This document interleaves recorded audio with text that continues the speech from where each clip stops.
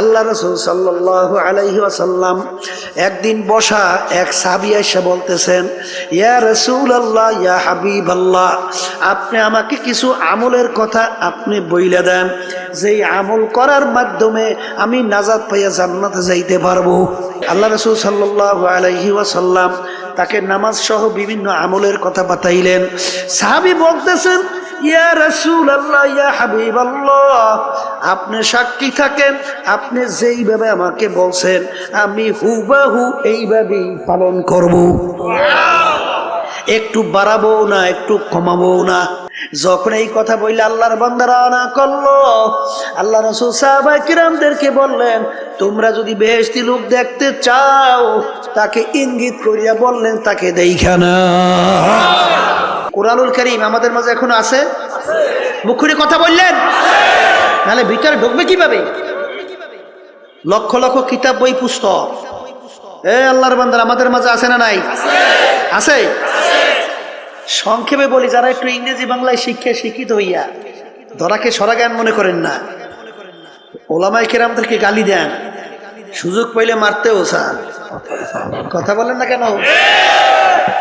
এবং বিভিন্ন সময় গালিও দেন। আবার মাঝে মধ্যে আরেকটু বাইরে বলে, ওলামায়ে কেরাম হুজুর সমাজের ফেজা বোঝা, জোরে বলেন নাউজুবিল্লাহ। আবার আরেকটু বাইরে কয়, হুজুর এই দেশটারে খাইল, আছে না? আল্লাহর বান্দারা, দেশের প্রেসিডেন্ট থেকে শুরু কইয়া এলাকার চৌকিদার পর্যন্ত কোন পদে কোন জায়গায় হুজুরের আছে? কথা কইয়েন। দেশ চালানোর কোন ক্ষেত্রে হুজুরের আছে? তা দেশ চালাইলো ওরা, দেশ হুজুরেরা খাইলো কেমনে? হ্যাঁ, দেশ চালাইলো খাজুরেরা, দেশ চালাইলো কারা? দেশ হুজুররা খাইলো কেমনে? দেশ যে কারা খাইছে হ্যাঁ তো আমরা পেপার পত্রিকা বিভিন্ন কায়দায় দেখলেই বুঝি। শুধু দেশ খায় না, খাইয়ে যোগাযোগ বানাইছে, ঠিক না? আর কত বড় নিকৃষ্ট, ঘিনফিত নাই। রিক্সাওয়ালা আমার বাজার রাস্তায় রিক্সা চালায়, মাথার ঘাম গরমে পায় পড়ে। এই রিক্সারও একটা ভ্যাট ট্যাক্সের টাকা সরকারি ফান্ডে জমা হয়।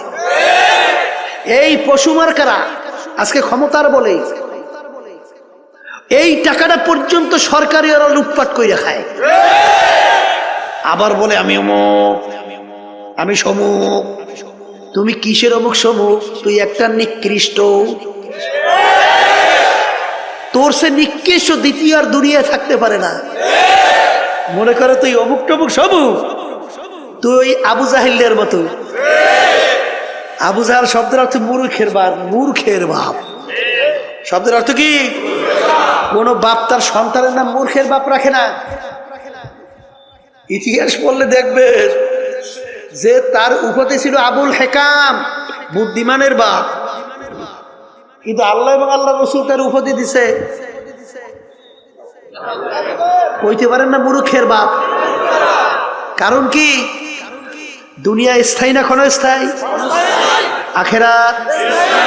তাই যে ক্ষণস্থায়ী জিন্দেগির পিছনে পড়ে আখেরাতের স্থায়ী জিন্দেগি ধ্বংস করবে, সে জ্ঞানী না বোকা? এই বোকাদের নেতৃত্ব দেয় আবু জাহাল মার্কায়রা। এই জন্য আল্লাহ এবং আল্লাহ রাসূল ওর নাম রাখছে আবু জাহাল, মূর্খের বাপ, ঠিক কিনা? ওর তো খবর নাই ও যে মূর্খের বাপ হইয়া ও যে আবু জাহাল মার্কা হইয়া রয়েছে, এ খবর ওর নাই। বলে কথা ঠিক কিনা? এই জন্য যারা মানুষ, আমি আগেই বলছি, ইল্লা মান আতাল্লাহা বিকলবিন সালিম। বাজান, চোখ, কান, নাক, হাত, অন্য অঙ্গ প্রত্যঙ্গ, এটা কি মানুষ বলে না? এটা কি মানুষ বলে? কথা কন না কা? যদি এইটাই মানুষ হইতো, দেখবেন সমাজের ভিতরে এক শ্রেণী মানুষ ওর অত্যাচারে, ওর আচরণে, এই ওর বিভিন্ন জুলুমে মানুষ অতিষ্ঠ হইয়া এক পর্যায়ে মন্তব্য করে যে ওই লোকটা কুত্তার চেয়েও খারাপ। করে? আছে? আবার এক শ্রেণী মানুষ দেখবেন তাদের আচরণ এত ভালো, তাদের ব্যবহার এত ভালো, মানুষ এক পর্যায়ে তাদের ব্যবহারে খুশি হইয়া মন্তব্য করে লোকটার চরিত্র ফেরেশতার মতো। আচ্ছা বলেন, যার ব্যাপারে বলছে কুত্তার চেয়ে খারাপ, ওর হাত কয়টা? আর যাকে বলছে ফেরেশতার মতো, ভালো করে বোঝেন, ভালো করে বোঝেন। এই যারে বলছে কুত্তার চেয়ে খারাপ, ওর পাও কয়টা? আর যাকে বলছে ফেরেশতার মতো, কোন অঙ্গ প্রত্যঙ্গে পার্থক্য কি আছে? তাহলে কোন জায়গায় যেন একটা পার্থক্য আছে, বলেন বলেন, কোন জায়গায় যেন একটু, সেই পার্থক্য হলো কলবের পার্থক্য। সবাই জোরে বলেন সুবহানাল্লাহ। কিসের পার্থক্য? এই বাজান। আর আল্লাহ রাব্বুল আলামিন এই যে কোরআনুল কারীমে আমি আয়াত শরীফ তেলাওয়াত করেছি, এই আয়াতের ভিতরে আল্লাহ রাব্বুল আলামিন বেহেশতে যাওয়ার জন্য শর্ত লাগাইছেন। কি শর্ত? যার কলব পরিচ্ছন্ন হবে, যার কলব সুস্থ হবে, যার কলব ভালো হবে, সেই একমাত্র আমার বেহেশতে জায়গা পাবে। আর যার কলব পরিচ্ছন্ন হবে না, যার কলব রোগাগ্রস্ত হবে, আল্লাহ রাব্বুল আলামিন বলছেন ওর জন্য হসপিটাল রাখলাম আমি জাহান্নাম। সবাই জোরে বলেন নাউযুবিল্লাহ। এখন আমার বাজানদেরকে বলবো, এই কলব পরিষ্কার না কইরা যদি কেউ আল্লাহর দরবারে হাজিরা দেন, বেহেশতে যাইতে পারবে? তাহলে আল্লাহর কালাম মিথ্যা হয়ে যায় না? কি জোরে কর না, হয় কি হয় না? এখন কলব পরিষ্কার করবেন কেমনে? কলবের রোগটা কি এইটা বোঝা লাগবে। এটা কি, এটা কি লাগবে? বাজার আপনার জ্বর হইয়া জিহ্বা নষ্ট হয়ে গেছে, যত ভালো খাদ্য আপনার সামনে নিয়ে আসা হোক না কেন, ওই খাদ্য কিন্তু আপনার কাছে ভালো লাগবে না। মুখের ভিতরে দেবে, বলবে কি খাদ্য নিয়ে আসছো? তিতা। কি? এই আল্লাহর বান্দারা, পর্দা আলে মা বোনেরা, এটা কি খাদ্যের দোষ না তোমার জিহ্বার দোষ? যদি তুমি ঘাউরমি কইরা বলো আমার জিহ্বা ভালো আছে, খাদ্য নষ্ট হয়ে গেছে, তখন তোমার কপালটা পড়ছে, কপালটা। আর যখন সবাই বলতেছে এ আল্লাহর বান্দা খাদ্য কিন্তু ভালো আছে, রোগ হইয়া নষ্ট হয়ে গেছে, তুমি এখনো কেন বসে আছো? যাও, তাড়াতাড়ি যাও, হসপিটালে ভর্তি হও, ডাক্তারের পরামর্শ নাও, প্রেসক্রিপশন অনুযায়ী ঔষধ খাওয়া শুরু করো। কি জোরে বলেন, কথা ঠিক কিনা? যার কপাল ভালো সে কিন্তু বাজান ডাক্তারের কাছে যাইয়া পরামর্শ নেবে, আর যার কপাল খারাপ সে কিন্তু পরামর্শ নেবে না, ও কিন্তু রোগ আক্রান্ত হইয়া হার্টে অ্যাটাক করে মারা যাওয়ার সম্ভাবনা। কথা ঠিক নেবে? ঠিক ঠিক বাজান। তোমার আমার কলব স্বচ্ছ ভালো আছে কিনা কিভাবে বুঝবা? এক শ্রেণী আমার বাজানরা যখন আজানের শব্দ শোনে, তখন সেই আল্লাহর বান্দা বান্দি পাগল হইয়া যায়, কিভাবে তাড়াতাড়ি ওযু কইরা প্রস্তুত নিয়া মসজিদের ভিতরে দৌড়াইবে। জোরে বলেন, কথা ঠিক কিনা? যখন লাগে ফজরের সময় মুয়াজ্জিন মসজিদের ভিতরে আজান দেয়, as-সালাতু খায়রুম মিনান নাওম, ঘুম হইতে নামাজ ভালো। ওই আল্লাহর বান্দা বান্দি বাজান দেখ, এই ঠান্ডার মধ্যে ল্যাপ তোষক মুড়া দিয়া ঘুমায়, যখন শোনে as-সালাতু খায়রুম মিনান নাওম, ঘুম হইতে নামাজ ভালো, সে কম্বল ফালাইয়া লাফ দিয়া উঠা ঠান্ডা পানিতে ওযু কইরা পাগলের মতো উঠা মসজিদের দিকে দৌড়ায়, যাই আল্লাহর সামনে আল্লাহু আকবার বইলা আল্লাহর সামনে দাঁড় হইয়া যায়। যখন কথা ঠিক না বে ঠিক? যে আল্লাহর বান্দা বান্দি বাজান কলব ভালো, আমার মাওলার যখন নাম শোনে তার কাছে এমন মধুর লাগে। বাজান ইব্রাহিম নবী সালাতু ওয়াস সালাম একদিন খানা খাইতেছে, ফেরেশতারা বলতেছে রব্বুল আলামিন ইব্রাহিম আলাইহিস সালাতু ওয়াস সালাম নবুয়াতি পাইয়া, বাদশাহী পাইয়া, এত কিছু ক্ষমতাবান হইয়া তোমাকে মনে হয় ভুলে গেছে, তোমার মহাব্বত কইমে গেছে, একটু পরীক্ষা করতে চাই। আল্লাহ রাব্বুল আলামিন বলে যাও একটু পরীক্ষা কইরা দেখো। বাজান ফেরেশতারা মুসাফিরের সুরাতে আল্লাহু আকবার। কি সূরাতে? মুসাফিরের সূরাতে বাড়ির দরজায় আইসা করুণ সুরে ডাক দেয়, আল্লাহু কারীম। ইব্রাহিম আলাইহিস সালাম খানা খায়, যখন তিনি শুনলেন আল্লাহু কারীম, বাজান পাগলের মতো হয়ে গেছে। আমার মাশুক মাওলার নাম কে উল্লেখ করলো, কে আমার মাশুক মাওলার নাম নিল। ভাত খানা পাশে রাখিয়া পাগলের মতো দৌড় মারলো। দৌড় দিয়া বাড়ির দরজায় দেখে মুসাফির রাস্তার পথিক। বলে, ভাই তুমি আমার মাশুক মাওলার নাম আলোচনা উল্লেখ করছিলা, তুমি আমার মাশুকের নাম নিয়ে তুমি ডাক দিছিলা, তুমি আর একবার একটু আমার মাশুক মাওলার নাম শোনাও। পথিক বলতেছে, হুজুর আমি একবার বলছি, আর একবার যদি আপনার মাশুক মালিকের নাম শোনাই, আপনার বিনিময়ে আপনি আমাকে কি দেবেন? বলে, আমার হাজার হাজার দুম্বা সব তোমাকে আমি দান করিয়া দিলাম, একবার একটু শোনাও। আবার মুসাফির করুণ সুরে ডাক দিয়ে বলে, আল্লাহু কারীম। বাজান মাশুক মাওলার নাম যতবার শোনে ততই তার কাছে মধুর মতো লাগতে আছে।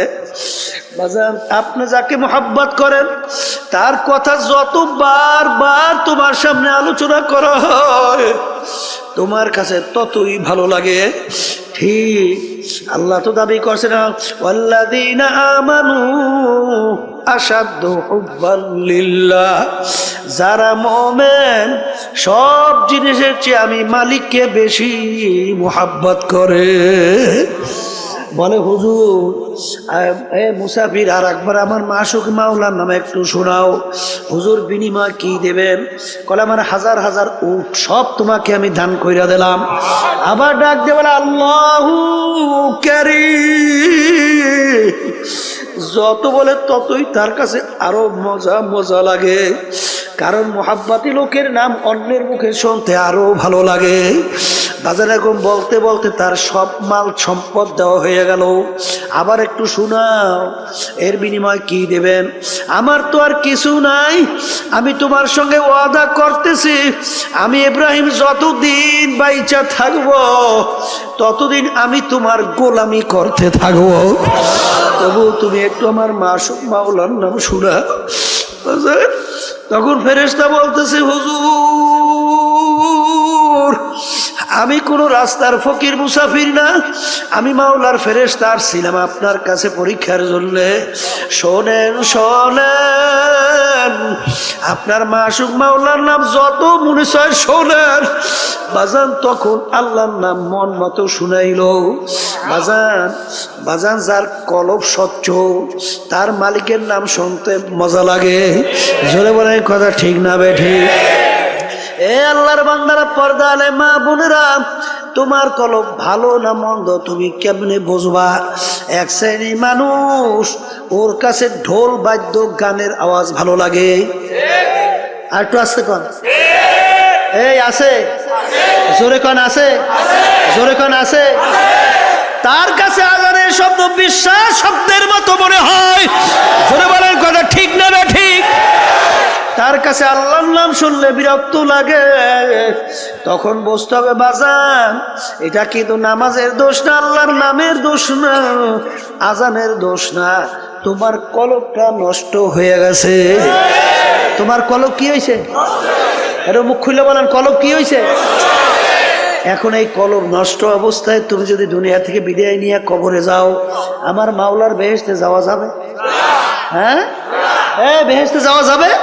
আবার জোরে কাজ যাবে?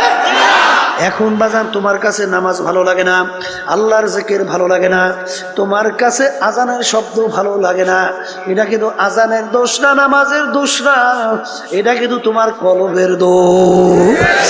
এখন এই কলবের ভিতরে রোগ আইসা গেছে, এখন কলবের চিকিৎসা করা লাগবে কি লাগবে না? সবাই কোন নাই? কলবের চিকিৎসা লাগবে, লাগবে, লাগবে। এখন এই কলবের চিকিৎসার জন্য MBBS FRCS ডাক্তার তাদের কাছে যাইবেন না? হ্যাঁ, তারা কলবের চিকিৎসা করতে পারবে? এই কলবের চিকিৎসককে, কলবের চিকিৎসক হলো হক্কানি উলামায়ে কেরাম, হক্কানি পীর বুজুর্গেরা। কি কথা কয় না দেখি? এখন এই আল্লাহ খাস বান্দাদের কাছে, হক্কানি আলেমদের কাছে যাওয়ার পরে আপনার অবস্থা দেখার পরে বা বলবে বাজান তুমি এইটা করো, এইটা কইরো না। কথা কয় না? তুমি এইভাবে চলো, এইভাবে চইলো না।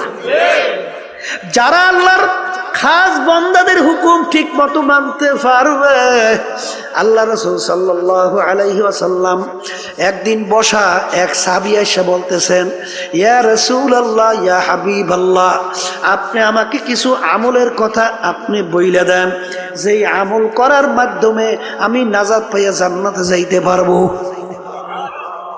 তাহলে বোঝা গেল সাহাবীর আগেই সে ইমানদার ছিল, ইমান আনছিল। কথা ঠিক?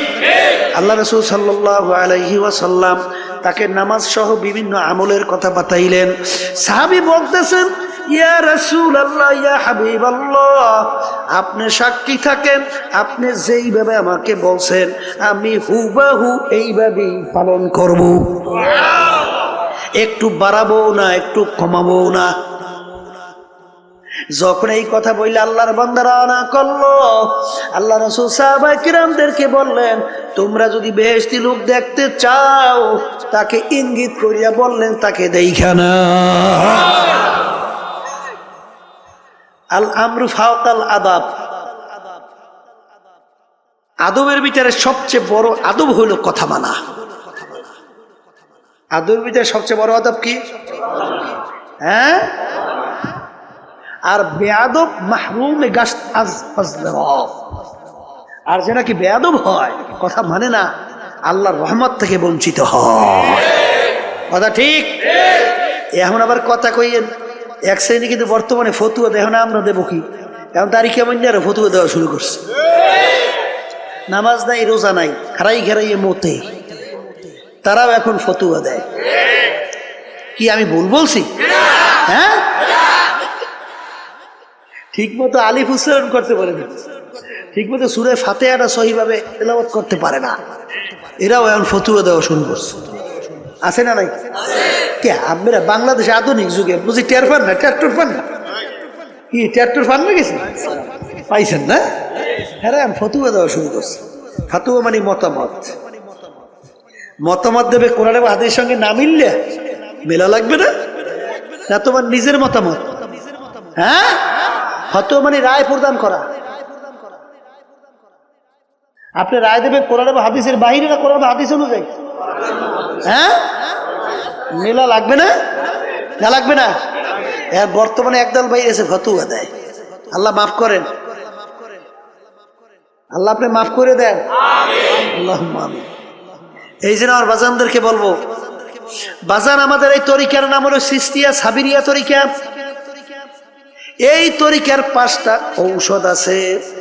আমার আব্বাজান দাদাজান বাজান চ্যালেঞ্জ করে বলতেন, বাজান তোমাদের সঙ্গে কোনো ঝগড়া নাই, মারামারি নাই, কাটাকাটি নাই,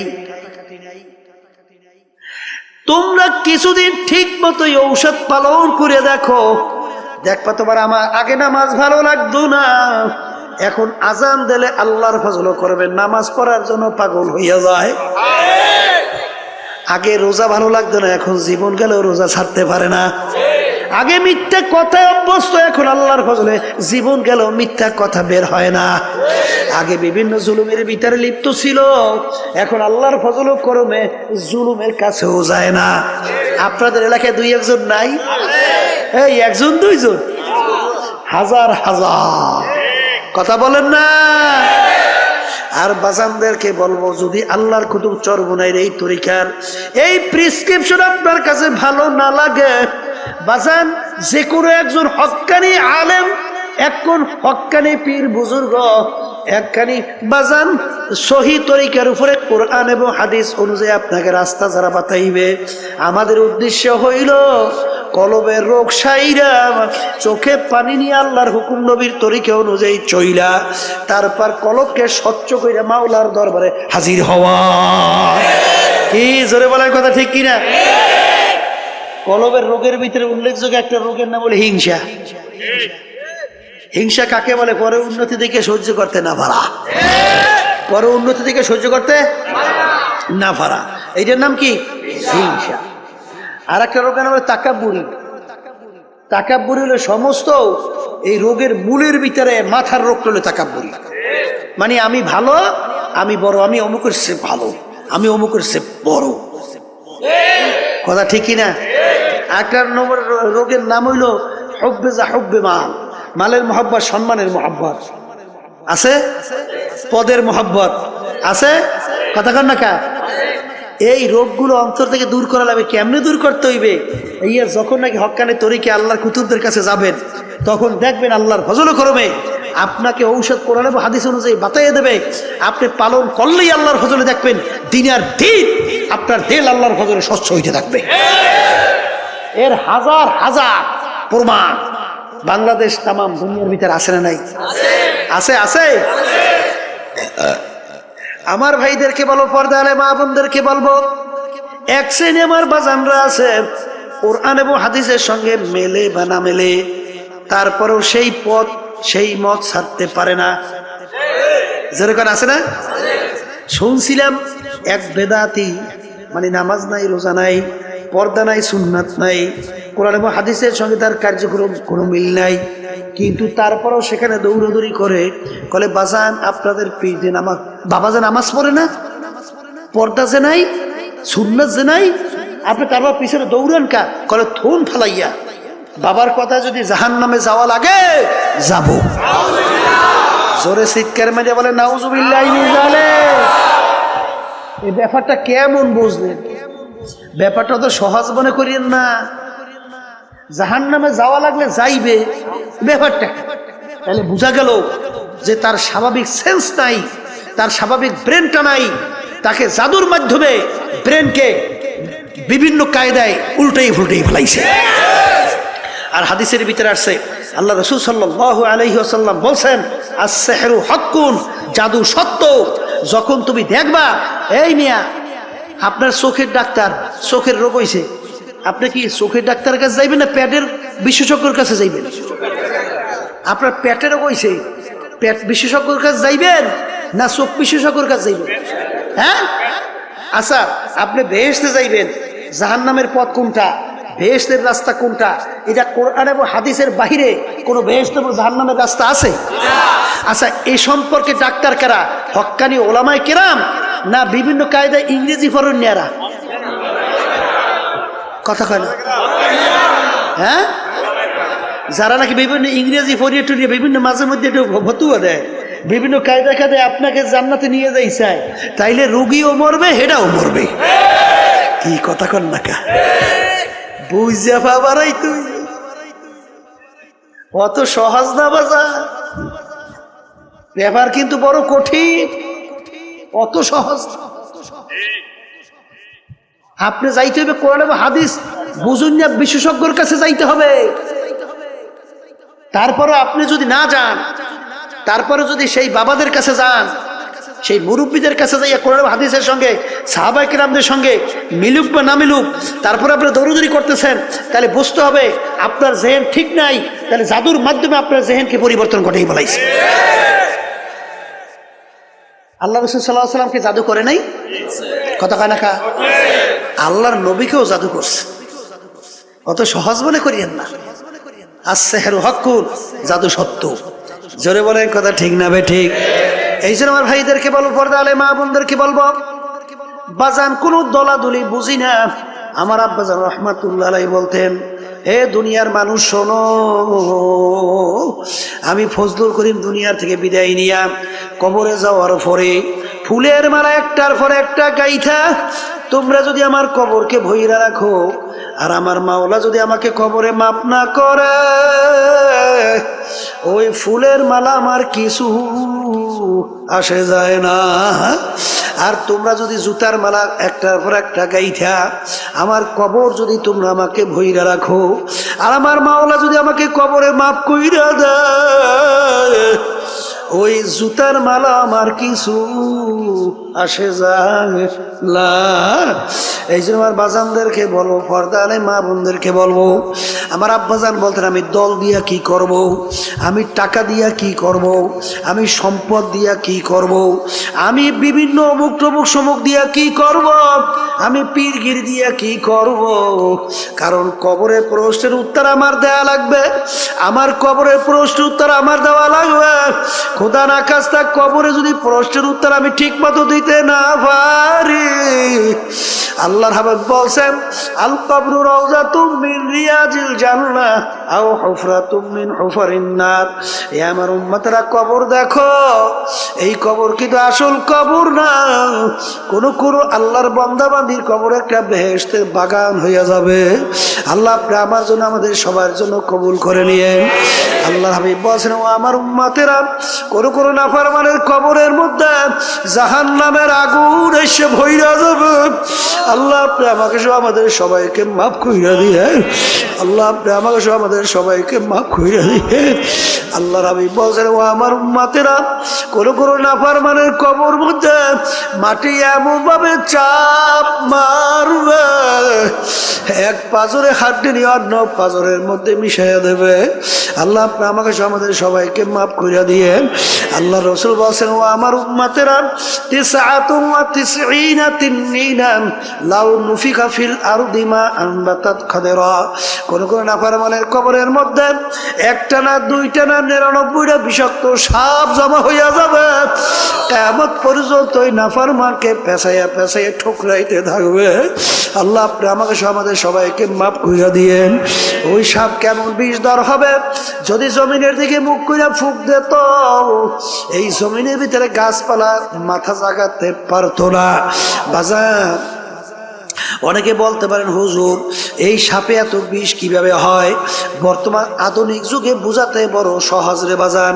কারণ বর্তমানে অ্যাটম বোম তৈরি করছে, আনুপানবিক বোমা তৈরি করছে, যেটাকে পারমাণবিক বোমা বলা হয়। এতটুকু ছোট একটা বস্তু যদি কোনো এলাকায় ছাইরা দেয়, ওর ক্রিয়ায় সমস্ত এলাকার গাছপালা মানুষ সব মইরা সাপ পেয়ে যায়। এতটুকু ম্যাট্রিয়াসের মধ্যে, এতটুকু পদার্থের ভিতরে যদি আমার মাওলা এত ক্ষমতা রাখতে পারে, আমার মাওলা সেই সাপের ভিতরে এত কেন বিষ দিতে পারবে না? এই জন্য আমার ভাইদেরকে বলবো, পর্দারে মা বোনদেরকে বলবো, আমার আব্বাজান রহমাতুল্লাহ আলাইহি বলতেন বাজান, এরপরেও যদি মদ না বুঝেন বাজান রে, দৈরানো কবরে যদি কিছু নাও হয়, তুমিও বাইচা গেলাম, আমিও বাইচা গেলাম, কিন্তু বাজান যদি কবরে হইয়া বসে, তাহলে তোমার বা উপায় কি, আমার বা উপায় কি? আল্লাহ, দুনিয়ার যে কোনো কাজে 5 বার যদি ঠগ বাজার, ওই কাজের ভিতরে আবার চেষ্টা করলে জিতবার আশা করা যায়। কিন্তু এই কবরের যাত্রীরা যদি একবার কেউ খোদার কাছটা কবরে যাইয়া ঠইগা বস, আর দ্বিতীয়বার দুনিয়াতে আইসে আপিল করিয়া জিতবার কিন্তু আর আশা নাই। ও মুসাফির বাল্যগাঠুরি বহুদূর ঠিকানা, আজ ভিজানা কাল ভিজানা কবর আখের ঠিকানা। বাজান আসলে তোমার আমার চিন্তাও নাই, এর জন্য চেষ্টাও নাই। ওদিকে সাহাবায়ে কেরামদের ইতিহাস পড়লে দেখবেন বাজান, আমার আব্বাজানের মুখে শুনছিলাম আমার দাদাজানের কথা।